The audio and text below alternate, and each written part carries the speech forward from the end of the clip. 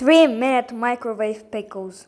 So the ingredients we need for that is salt, sugar, vinegar, any microwave bowl, small cucumbers, and garlic. So now we will put everything into the bowl. And dill. So first we will cut dill in small pieces. This is what dill we got. Now cucumbers.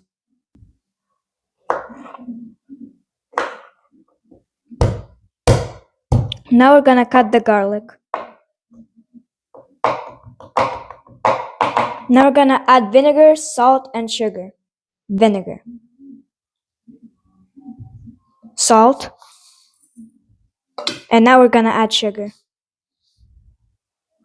And now the easiest part, just put it in the microwave for 3 minutes.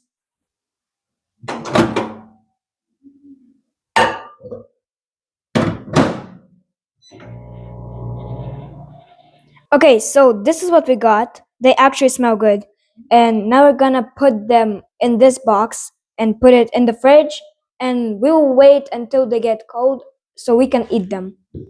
So now we gotta shake them up. So here are my favorite cucumbers. Really good.